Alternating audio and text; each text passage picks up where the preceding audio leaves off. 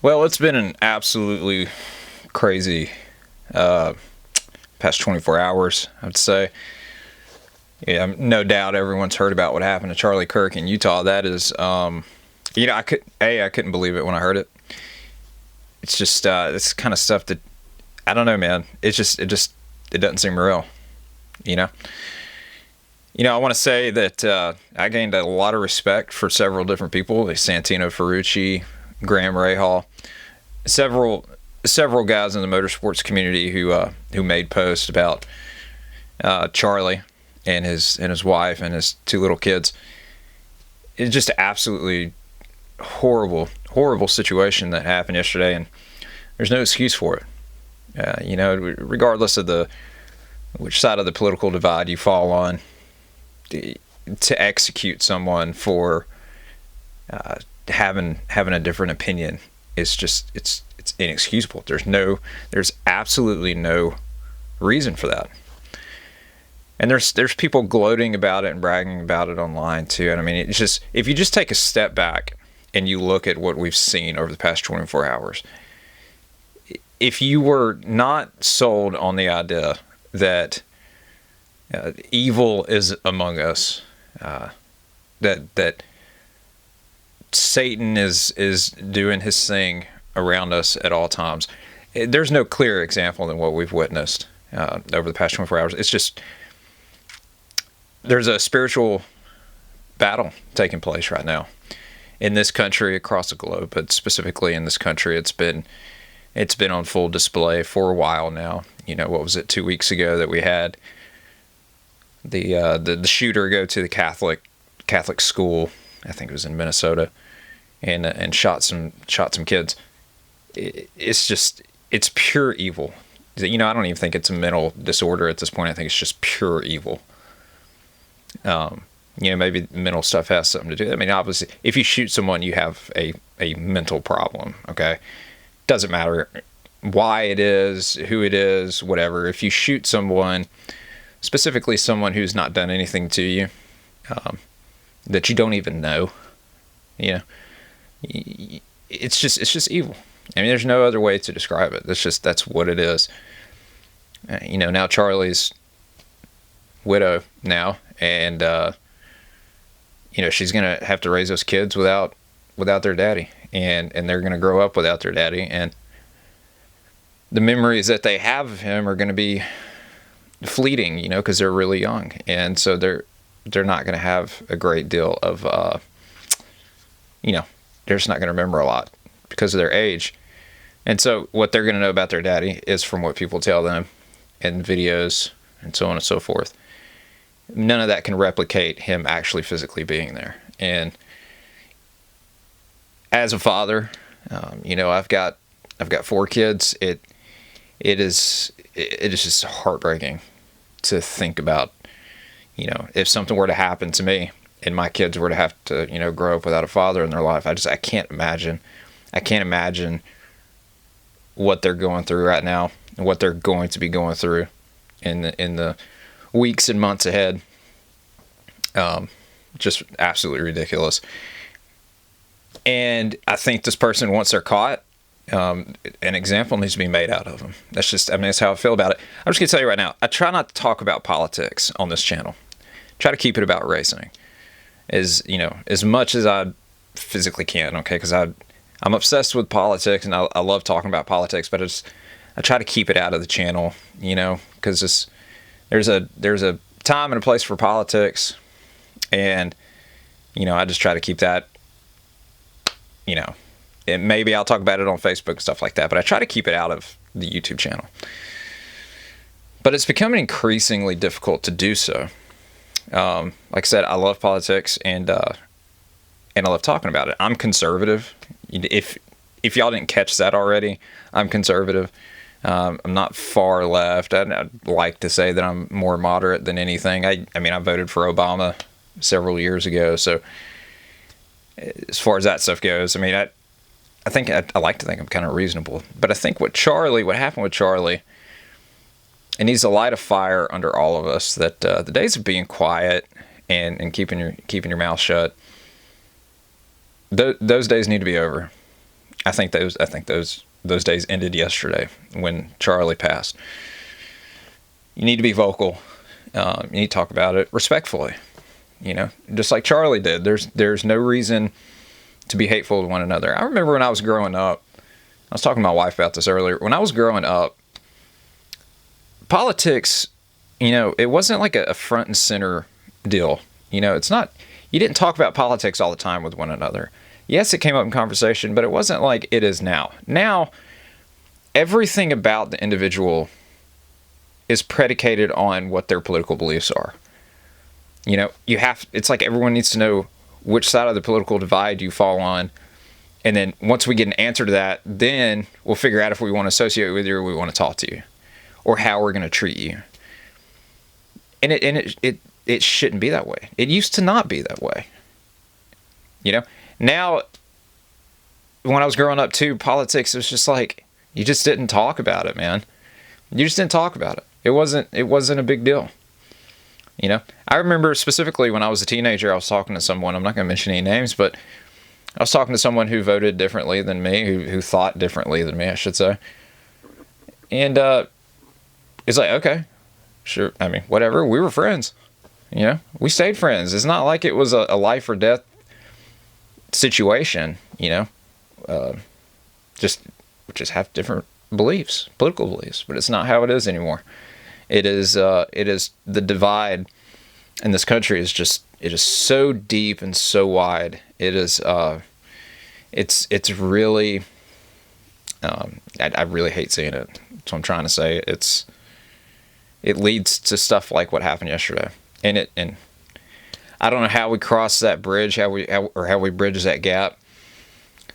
I don't know.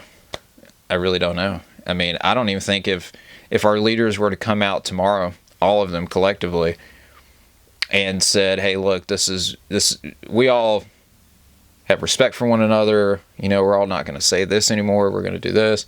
I honestly don't even know if that would fix the issue. What's the solution? I don't know.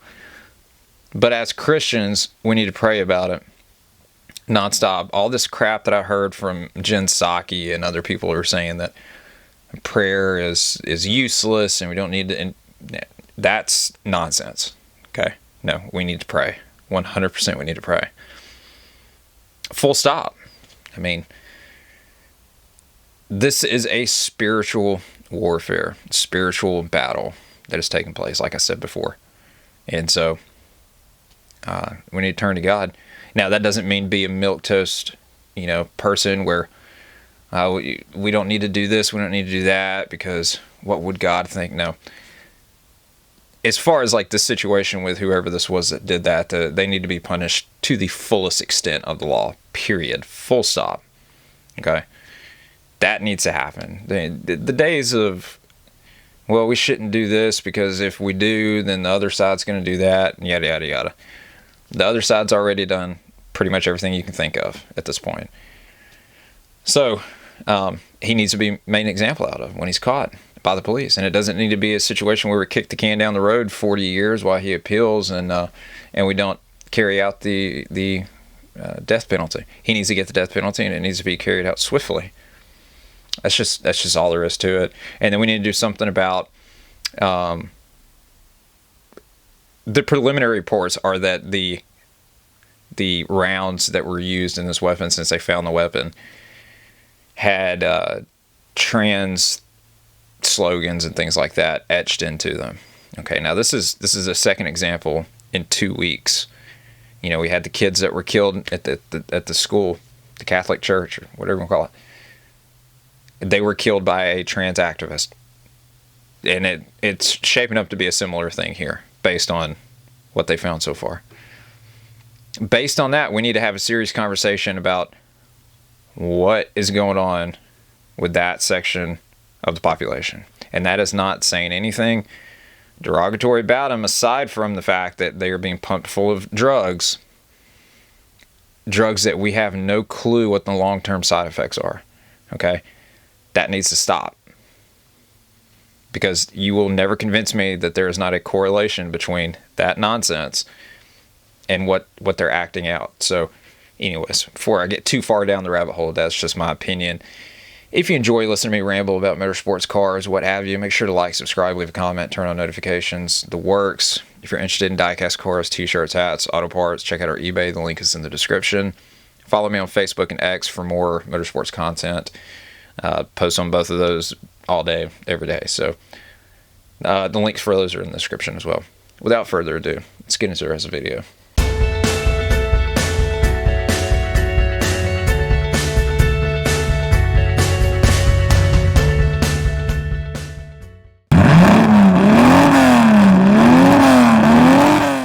All right, so I do want to talk a little racing. Rumor on the street is that Porsche could potentially be leaving WEC or WEC. And I believe going into 2026 is what the rumor is. And as far as the hypercar series class is concerned or whatever, meaning that Penske is going to have to find a new manufacturer if they're going to stick around. And, you know, I find it interesting. If you watch my video about the 6-hour race at Texas this past weekend, FIA went out of their way to help Penske get a win on home soil, the first win of the season. You know, there was that final restart. There were several instances where there should have been a penalty against that car, but there wasn't. And, you know, that was they're not going to penalize an American team out of getting a victory, their first victory of the season on American soil. So that's what that was. But what I would love to see is Penske sign up with a manufacturer that's not, so far, hasn't done great. Now, will they do that? I don't know. They may sign up with Hyundai. Hyundai's supposed to be coming in with a Genesis program. They're going to be looking for a team. But the Aston program would be a pretty cool fit, I think. And what would also be cool is Alpine, because Alpine is so bad right now. And it's Alpine. You know, they're not doing great in Formula One either. So it'd be kind of cool to see a team with the resources and the capability of dragging that car to the front. You know, it'd be cool to see those two parties team up. Like I said, I don't think that's going to happen. It might. Who knows? Who knows? But that's all predicated on Porsche actually leaving, and there's been no official confirmation of that. It's just been tossed around here and there. I had a guy tell me earlier about NASCAR. They were talking about the ratings from last weekend, and they said that NASCAR has been crushing everybody in ratings. And I was like, you know, hit me with that number, hit me with that. You know, show me that. Anyways, he shows me an article from Sonoma. And how long ago was Sonoma? What, a month or so ago now? You know, now we're into the playoffs, full swing, and the ratings are in the toilet. Some people are just bound and determined to take up for NASCAR no matter what. I had another guy tell me on Facebook, I said that if you take up for NASCAR with this lawsuit, you're crazy. And then this is a typical response I get from people who disagree with me, is, well, it's NASCAR's game. You know, the France family, they built it. It's like if you don't like it, you can go compete somewhere else. Where? Where are you going to go compete? There is no other stock car series out there. The Cars Late Model Tour, it's not even close to being the same thing. There's no stock car series out there. You know why? Because NASCAR has made it virtually impossible for there to be another stock car series, another legitimate stock car series in the United States. It's what you call a monopoly, which would be the entire reason why the lawsuit is taking place. Okay? If you if you own all the major tracks in the country, which essentially they do, I mean, save for like one or two, but like for the most part, they own all the tracks that are worth racing on. You do that, and there's other things that they do as well, but I think that's one of the main things. And you make it so that no one else can come and race at those circuits. You know, if a rival series were to start up, you think that NASCAR would give them the green light to come race at one of their racetracks? No, that's never going to happen. And and look at what they did with the SRX. You know, they had a contract with Tony to run at Eldora in the Truck Series. As soon as he started the SRX, they were done with Eldora. Was that coincidence only? No. Come on. Let's be real about this. It was not. That was intentional. And so you can't compete anywhere else unless you just go to a completely different series and you go to IndyCar or IMSA or whatever. But IMSA is NASCAR. So what do you do? What do you do? There's only one game in town. Unless you wanted to do it on the local circuit. You think Michael Jordan is going to field a car only in the car store? No, that's not going to happen. And I'm no Michael Jordan fan. And traditionally, I haven't been. And never been a huge Denny Hamlin fan.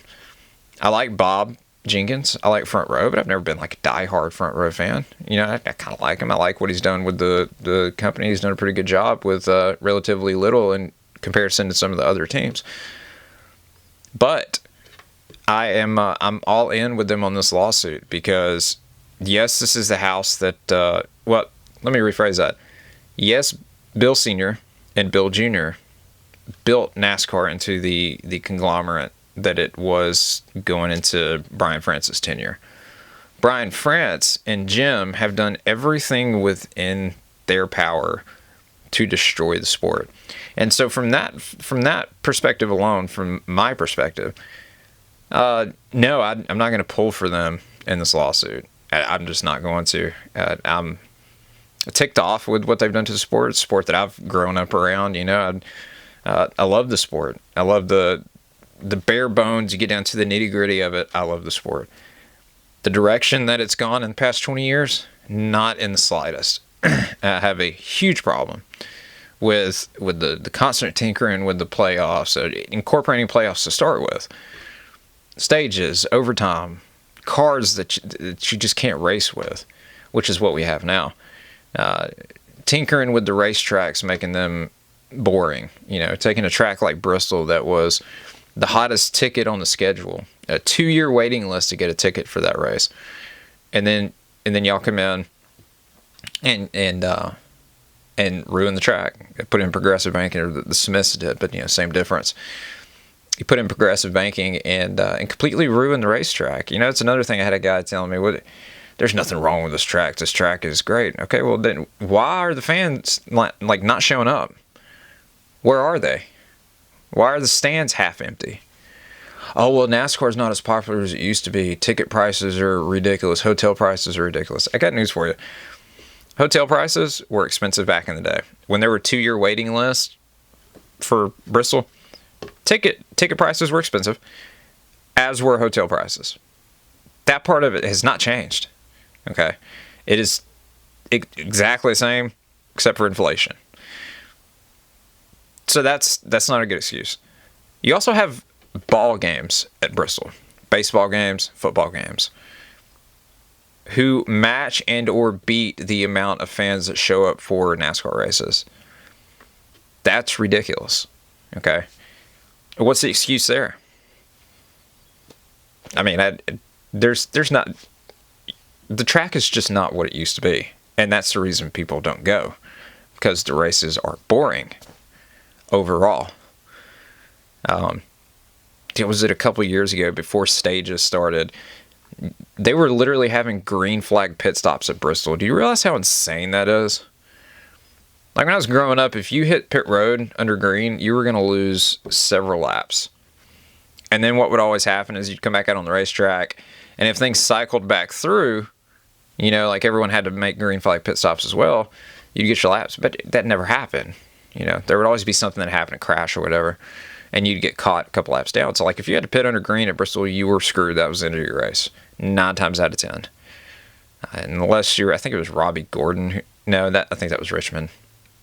Disregard that. But no, I mean, I can't get behind NASCAR on this one. Can't do it. So we'll see what happens. But the main thing is I just wanted to talk about Charlie and give my thoughts on that. And I think, let's talk a little politics here and there. I'm not going to do it often, but here and there we'll talk about it. Something big happens. Why not? We should be able to have that conversation and healthy debates. We should be able to do that. And I think we're going to moving forward. So thank you guys for watching. Again, if you enjoy listening to me ramble about motorsports, cars, or politics, or anything else I feel like talking about, make sure to like, subscribe, leave a comment, turn on notifications, the works. If you're interested in diecast cars, t-shirts, hats, auto parts, anything like that, make sure to check out our eBay. The link is in the description. Follow me on Facebook and X for more motorsports content. Those links are also in the description. I post on both of those daily, pretty much all day. Post all kinds of stuff. So check those out. Until next time, we'll see you. God bless. Peace.